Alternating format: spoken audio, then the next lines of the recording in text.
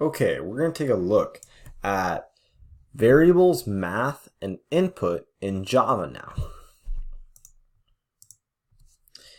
Variables are containers that hold a specific type of data, but the data they store can be changed. Data types: primitives, int, whole numbers, an example would be 7, double, numbers with decimals, 6.8, Boolean, only true or false. That's it. A Boolean can be true, it can hold true, or it can hold false. Nothing else. Char, one single letter, like C. It's going to be surrounded by single quotes. Then we have objects. The only object we're going to be looking at today is a string, which is a word or sentence. An example would be Billy Bob. Naming variables. When making variable names, use the following rules. The variable name should start with the lowercase letter. The variable name can only contain letters, numbers, and underscores. A variable name can be of any length. Each word beyond the first should have an uppercase letter or be separated by an underscore. Examples of variable names: name, 5 underscore ball, ball 5, world, fantasy underscore world, world 2, game, game underscore board, board game. Declaring variables. Creating a variable is called declaring and is only done once. Declaring a single variable. Data type, variable name. Example, int age. Declaring multiple variables at once. Data type, variable name 1, variable name 2, etc. Double radius, circumference, height. Assigning and initializing.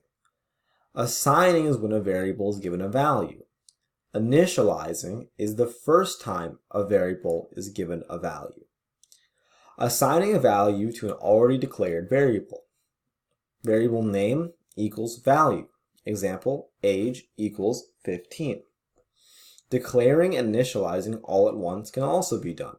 So we could write string name equals Jimbo. Constants. Constants are variables that cannot be changed once they have been initialized. They should always be named in all caps with underscores between words. Final, data type, variable name equals value. An example, final is student stations equals 15. Concatenation, the joining of text and other types of data. The symbol for concatenation is a plus sign. 6 plus 6 years old gives us a string 6 years old. Bob plus is tall gives us Bob is tall. 6 plus 7 gives us 13, but added to a string like 3 gives us 133. A string added to 6 gives us 3, 6, so 36. And now that string added to 7 gives us 367. Math. Binary and unary operations. Binary operations are operations that have two operands, one on the left and one on the right. Example, x plus y. Unary operations are operations that have only one operand. Example, minus x. Binary math operators. Plus, addition, sums the two operands. 5 plus 3 is 8. Minus, subtraction, subtracts the right operand from the left operand. 5 minus 3 equals 2. Star, multiplication, multiplies the operands. 9 star 7 is 63. Forward slash, division, divides the left operand by the right operand. 4 forward slash 2 is 2. percent sign, or modulus, divides the left operand by the right operand to find the remainder. The remainder of 19 divided by 5 is 4. Now unitary math operators. The minus sign simply makes a negative number positive or a positive number negative. The plus sign will turn a negative number positive, and it will keep a positive number positive. If we put plus plus before a variable, we will add 1 to it and then use its new value in our operation. If we put the plus signs after the variable's name, we'll still add 1 to it, but we will use its original value in the operation. The same thing goes for minus minus, except we're subtracting 1 instead of adding 1. Prefix versus postfix example. Int x equals 8. Int y equals 5. Int z equals minus minus x plus y. This minus minus comes before the x. That means before we use the x's value, we change it from 8 to 7. Then we add 7 plus 5, which of course is 12. So x is now 7, y is still 5, and z is 12. So we have 7, 5, 12.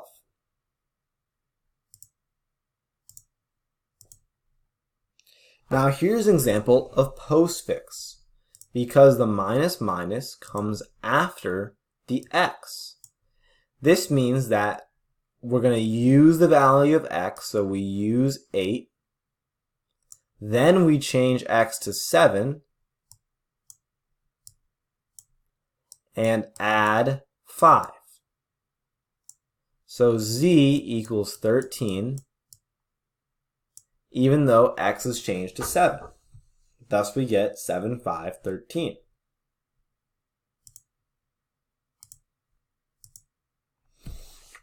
Now we have assignment operators, operators that use an equal sign. Generally, what these are saying is that the variable is equal to itself in addition or subtraction or in multiplication to something else. So we have the basic equal sign, which changes the variable on the left side of the equal to store the value on the right side. The plus equals takes the variable, then adds the number on the right side of the plus equals to it. The minus equals subtracts the variable on the right side of the minus equals from the variable on the left. The star equals multiplies the variable on the left by the value on the right. The forward slash equals divides the variable on the left by the value on the right. Here's an example. Int x equals 8. Int y equals 5. Y minus equals 8 plus x. So 8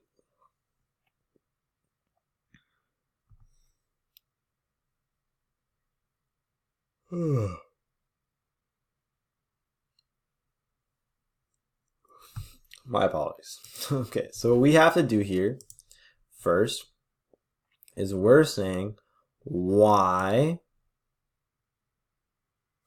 is equal to itself minus 8 plus x. So y is equal to 5 minus 8 plus x, which is 16, because x is equal to 8, and 5 minus 16 is negative 11. Here's another example. X is 2, y is 5. Y star equals x. This means that y equals y times x. 5 times 2 is 10. So y equals 10. Now, we have to understand the precedence, the order the computer will do its math operations in, even if we can't do the math ourselves. Don't be scared by this big equation, because you don't have to know how to solve it. You just have to know the order it's solved in. So let's look back at the tier we saw before. We do parentheses first, multiplication, division, and modulus is second, then addition and subtraction. Now, we don't do multiplication first, division second, modulus third. We go in order from left to right. I'm going to show you what that means in a second. In this example, we have two parentheses, one on the left and one on the right. We're going to correct the one on the left first. Then we'll correct the one on the right. So the first thing we do is add 5 plus 3, and we get 8. Then we do 6 divided by 2, and we get 3. But this comes first, and this comes second, because this is further left. Now we're going to do the multiplication and division. We're going to do the multiplication that's the farthest left first. That's the 8 times 7. We get 56 from that. So we did this time symbol third. Now we do the division. 56 divided by 4, which equals 14. Now we have addition and subtraction left. We're going to do the addition on the left side first. 14 plus 3 gives us 17.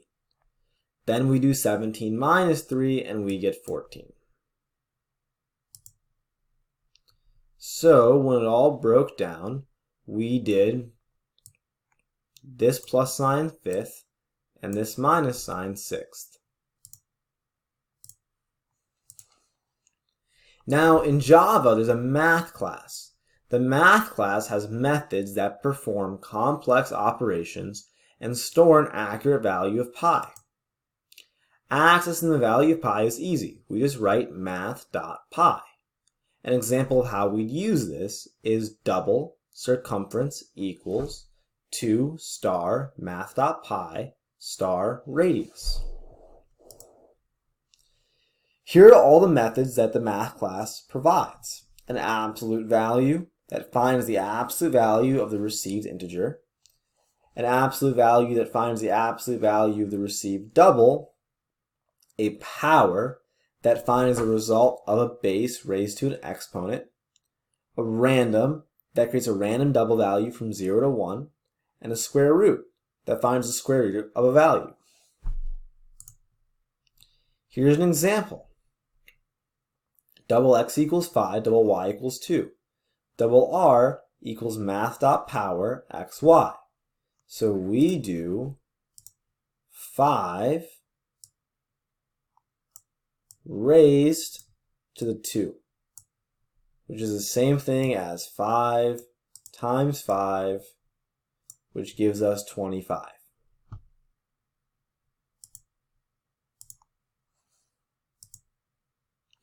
Now the last thing we're going to learn about is inputs.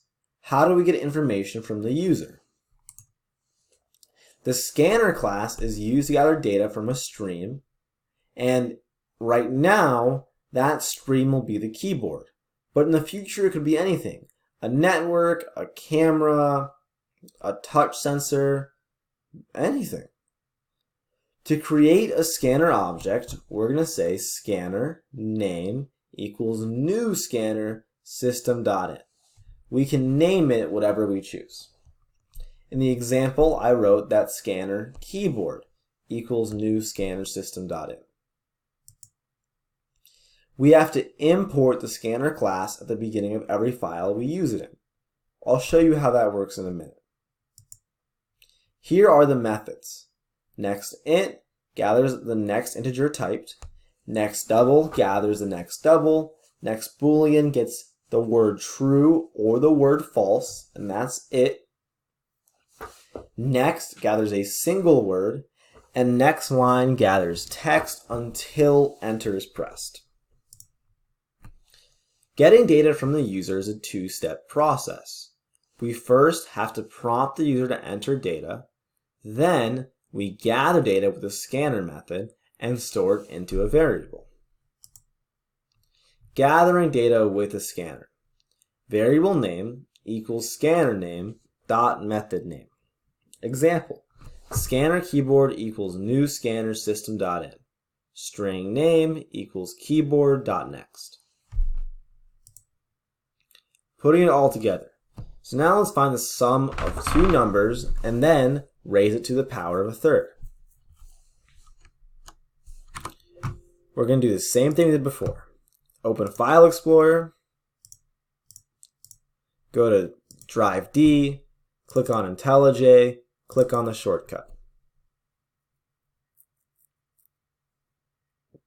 Then wait a second.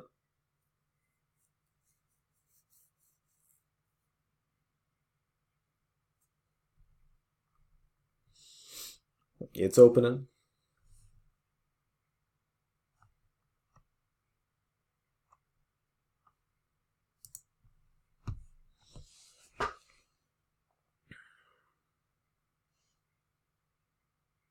It's coming along.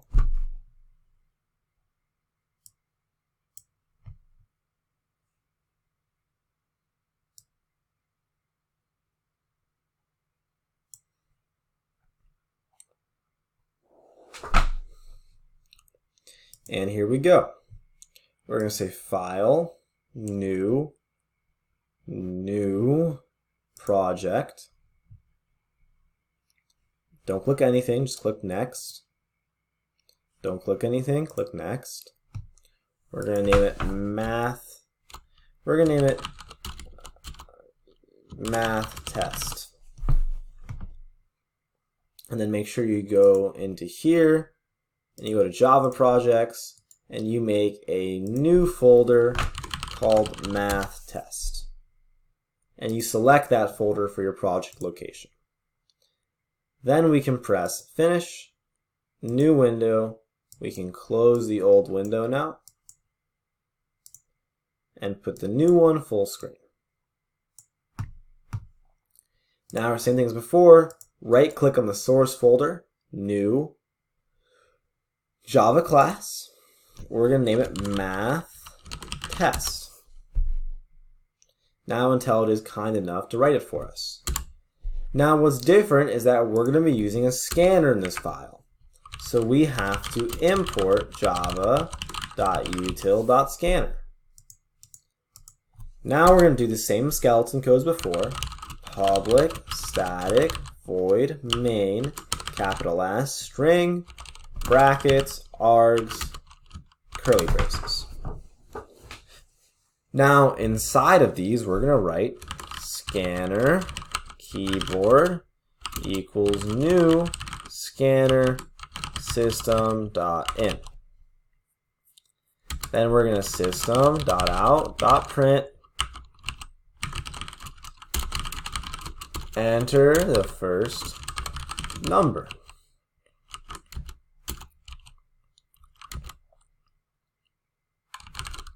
Double number 1 equals keyboard dot next double.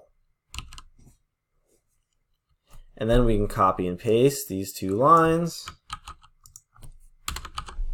except this time we're going to get the second number.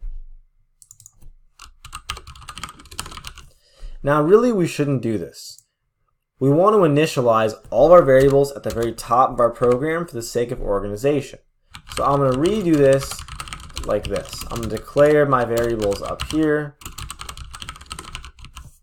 and then I'm merely going to initialize them down here.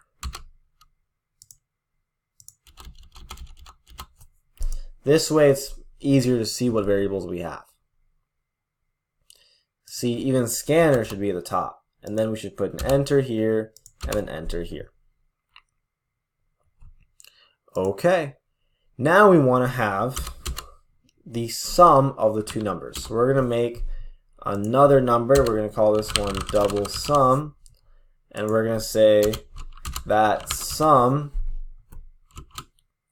is equal to number 1 plus number 2.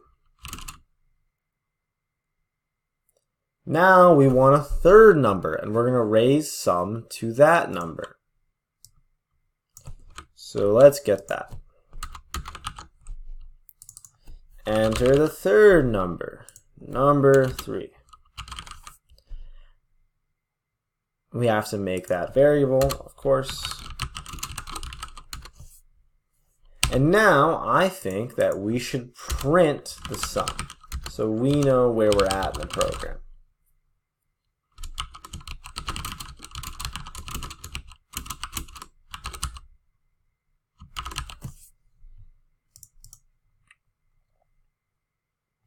Okay.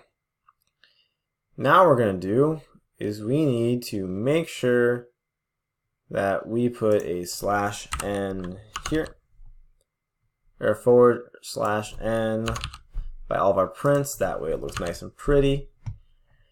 And then what we're going to do is we're going to say that we want to get an exponent or exponential. So we're going to make another double, and we're going to call this one exponential. Now we're going to say that exponential is equivalent to math.pow sum number 3.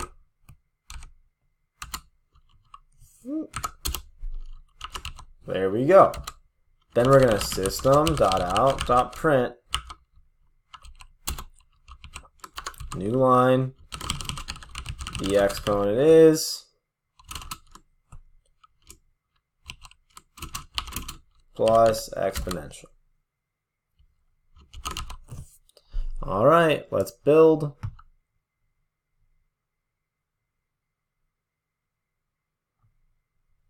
No issues found, so now let's run it. The console should pop up here. There we go. First number, let's do 4. Second number, I think we should do 1. So the sum is 5. 4 plus 1 is 5. And now into the third number, I want to do 2. I want to square 5. And look at that. It did it, and 5 squared is 25. Worked out perfectly. So hopefully you guys have a good understanding of how to do the labs for the Unit 2 of Java now.